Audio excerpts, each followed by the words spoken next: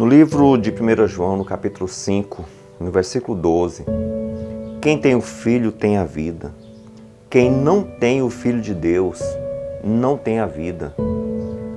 A vida é um presente maravilhoso.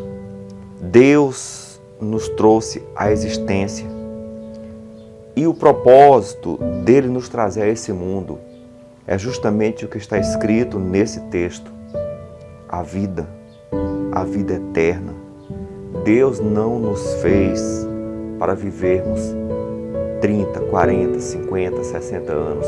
Deus colocou no coração humano a eternidade. Um dos lugares mais tristes que existe é um funeral ou um cemitério. Ali o sonho acabou, a alegria se foi, queridos estão ali se transformando em pó. Mas a Bíblia diz: quem tem o Filho tem a vida. O que acontece quando a pessoa morre? Para onde vai aqueles que morrem? Alguns dizem que vão para o céu, outros que vão para o inferno, outros acreditam que irão para o purgatório, outros que reencarnam em animais, outros que reencarnam em outras pessoas. Existem várias crenças de acordo com a religião de cada um. Há um tipo de crença com relação ao estado dos que morrem. Porém, o que a Bíblia diz? Qual a definição bíblica para a morte? Primeiro vamos entender como foi que nós chegamos até aqui nesse mundo. Gênesis 2:7. E formou o Senhor Deus o homem do pó da terra, e soprou-lhes nas narinas o fôlego da vida, e o homem tornou-se alma vivente. Com grande amor, Deus moldou o homem com suas próprias mãos. Não foi assim com os animais. Ele só falou, haja, e os animais apareceram. Mas o ser humano foi diferente. Ele tocou e após isso, ele soprou nas suas narinas e o homem se tornou alma vivente. O que acontece quando a pessoa morre? Eclesiastes 12:7 diz, e o pó volte à terra como era, e o espírito volte a Deus que o deu. O que é espírito? Esse termo no hebraico é ruach, que significa fôlego, significa ar, vento. Essa palavra significa a energia vital que vem de Deus. Jó 27:3 diz, o sopro de Deus no meu nariz. E Tiago 2:26, o corpo sem o sopro, ou seja, o corpo sem o espírito da vida está morto. Então, mais uma vez, a tradução para espírito significa fôlego, sopro. Deus soprou nas narinas de Adão esse fôlego, essa energia. Sem ela não há vida. Nós estamos vivos porque há essa energia em nós. Gênesis 2:7, e formou o Senhor do pó da terra, e soprou em suas narinas, e o homem foi feito alma vivente. Então entenda, o ser humano é uma alma. Essa palavra também traduzida significa vida, se tornou vivo. Não é que há uma entidade dentro do nosso corpo. O homem é a alma vivente. Não existe duas entidades, o corpo e a alma. A união do corpo com o fôlego de Deus se tornou vivo. O ser vivo, a alma vivente. Ezequiel 18:20 fala, a alma que pecar, essa morrerá. Ou seja, o ser humano que pecar. Apocalipse 16:3, morreu no mar toda a alma vivente. Então a tradução aqui para o termo alma é vida. Somos almas e o homem é mortal. Jó 4:17. 1 Timóteo 6:15-16 diz que apenas Deus é imortal. Não existe uma alma, não existe uma entidade extracorpo que é imortal. Não. O homem é a união do pó da terra com o fôlego de Deus, com a energia que vem de Deus. E assim o homem se tornou o quê? Um ser vivo. Se o corpo se separa do fôlego, da energia de Deus, a vida se acabou. Alguns afirmam que os bons, aqueles que servem a Deus, aqueles que temem a Deus, quando morrem vão direto para o céu. Mas a Bíblia não fala bem assim. Atos 2,29 diz: Davi morreu e foi sepultado, e entre nós está até hoje a sua sepultura. Atos 2,34 diz: porque Davi não subiu aos céus. Então Davi continua no túmulo e foi um santo homem. Davi foi salvo, mas continua no túmulo. Ele não foi para o céu. João 5, 28 e 29 diz: todos que estão nos sepulcros ouvirão a sua voz e sairão. Na volta de Jesus, todos aqueles que estão no sepulcro, ou seja, aqueles que creram em Cristo, ouvirão a sua voz e viverão. Então, na verdade, aqueles que morreram em Cristo continuam no sepulcro. Um tempo eu estive em um funeral, numa cidade pequena, e tragicamente morreram 3 pessoas de uma mesma família. E aquelas pessoas que morreram eram de uma família de cristãos. E no funeral eu ouvi de muitos dizendo: nesse momento eles estão na glória, louvando ao Senhor. Entretanto, ao chegar em casa, eu refleti nesse texto, Salmo 115, 17, que diz: os mortos não louvam ao Senhor, nem os que descem à região do silêncio. A Bíblia é clara.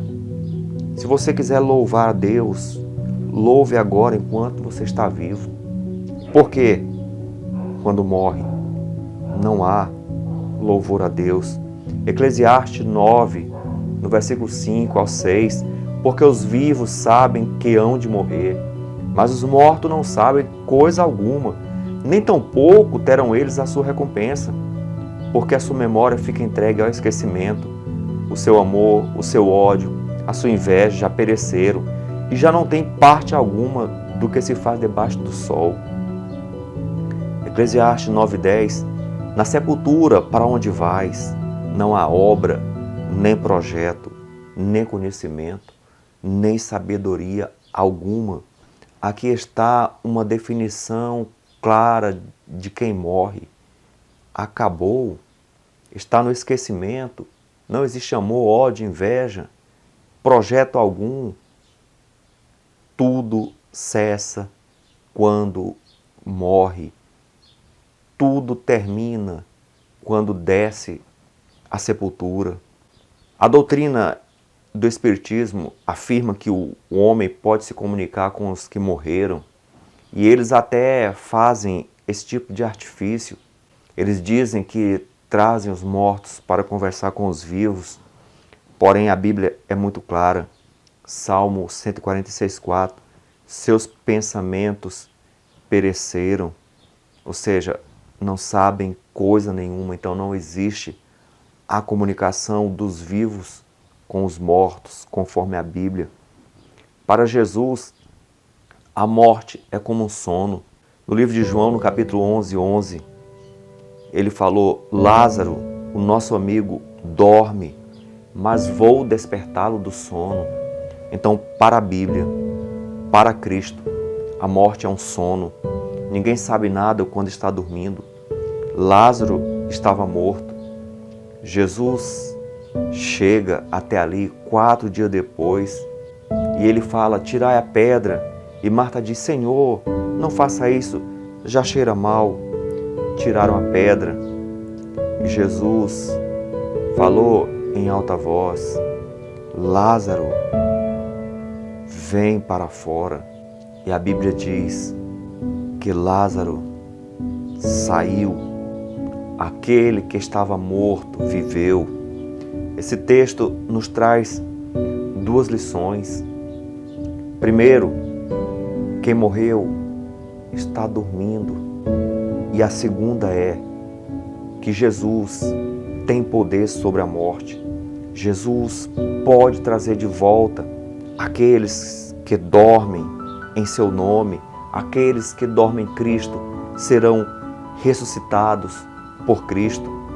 De onde surgiu essa ideia de que o homem é imortal, de que ao morrer algo sai do seu corpo e sai vagando por aí, ou vai para o céu, ou vai para o inferno, ou encarna em alguma coisa, ou se comunica com os mortos? De onde surgiu essa ideia de que o homem é imortal?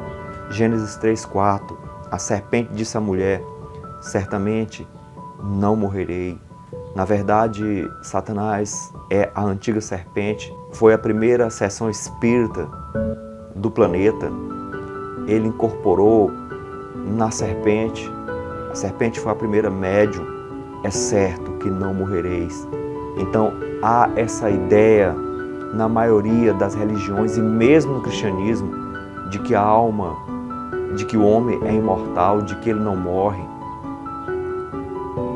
Então o inimigo, ele falsifica o estado dos mortos, ele personifica os mortos, ele fala como se fossem os mortos e ele traz detalhes que só aqueles que morreram quando estava vivo sabia. Por quê? Porque a Bíblia diz que ele anda ao nosso redor como leão. Então ele conhece muitas coisas sobre a nossa vida. E Apocalipse 16 diz: são espíritos de demônios que operam milagres. Então os espíritos malignos, eles se personificam nos mortos. João 5, 28, 29. Vem a hora em que todos os que estão nos sepulcros ouvirão a sua voz. Os que fizeram o bem sairão para a ressurreição da vida. Os que fizeram o mal para a ressurreição da condenação. A hora está chegando. Você perdeu alguém? Há uma dor no teu coração, uma ferida. Por mais que tenha sarado, ainda exista aquela cicatriz profunda. Olha o que o texto está dizendo. Vem a hora, aqueles que estão no sepulcro ouvirão a sua voz, irão viver novamente. 1 Coríntios 15, 52, no momento, num abrir e fechar de olhos, ao ressoar a última trombeta, a trombeta soará e os mortos ressuscitarão incorruptíveis e nós seremos transformados. Esse texto traz revelações de grande importância. As 7 trombetas do Apocalipse tocarão e a última será a ressurreição dos mortos. Eles ressuscitarão incorruptíveis, ou seja, sem nenhuma marca do pecado e nem as suas consequências, sem velhice, sem dor e sem desejos malignos. E os que estiverem vivos serão transformados. Jesus volta e será grande alegria. Aqueles tristes e sombrios cemitérios se transformarão em lugares de grande alegria, porque a terra dará conta daqueles que morreram, os sepulcros partirão, aqueles que dormem em Cristo ressuscitarão, e os vivos também serão transformados. O pecado será eliminado de suas vidas e também as consequências. Agora serão novos seres, novas criaturas. Lucas 14, 14 diz: e serás bem-aventurado, pois eles não têm com que te recompensar, mas recompensado serás na ressurreição dos justos. Não queira, amigo, ressuscitar na ressurreição dos ímpios, mas busque a Cristo. Caso você morra, caso você durma antes que Cristo volte, queira estar na ressurreição do justo, na ressurreição da vida, para que você tenha a vida eterna. 1 Coríntios 15, 21. Porque assim como a morte veio por um homem, também a ressurreição dos mortos veio por um homem. Um homem trouxe a morte. Adão trouxe a morte. Adão trouxe o pecado. Mas Jesus, o segundo Adão, trouxe a vida. Ele trouxe também a ressurreição. Amados, Jesus está voltando. E o objetivo principal da sua volta é pôr um fim em tudo aquilo que é ruim, em tudo aquilo que é mal, e principalmente na morte. Um dia a morte não vai mais existir. Quando Cristo voltar, Ele trará a vida eterna para aqueles que creem nele.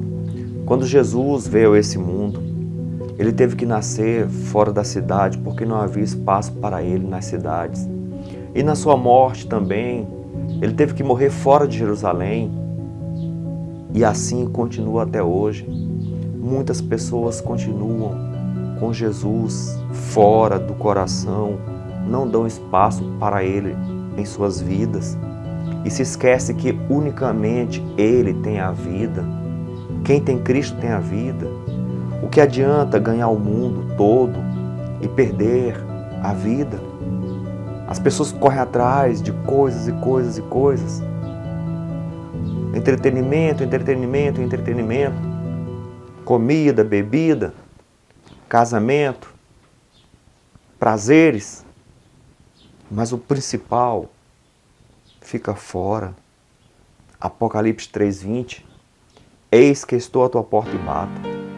Se alguém ouvir a minha voz e abrir a porta, entrarei e cearei com ele comigo. Aqui fala que Cristo está fora, mas ainda há tempo. Você pode abrir a porta do coração e falar: Jesus, entre. Então, a vida vai estar em você, a vida eterna. E ainda que você morra, entenda, Deus te trará de volta. Você deseja ter a vida eterna? Você deseja viver para sempre? Você deseja reencontrar aqueles teus queridos que já não estão mais entre nós? Só há um meio. Não deixe Cristo do lado de fora. Abra o seu coração enquanto oramos. Ó Senhor Deus, Tu conheces todos nós. Tu sabes o que se passa, meu Deus, em nossas vidas. As ilusões, o desprezo que temos tido por aquilo que é mais precioso. Mas, Senhor, ao fazermos esse estudo, entendemos que unicamente Jesus tem a vida eterna. Ó Senhor, e certamente Tu bate o nosso coração. Nesse momento, abrimos e entregamos a Ti para que Tu habite em nós e faça morada e nos dê a eternidade em Cristo. Amém.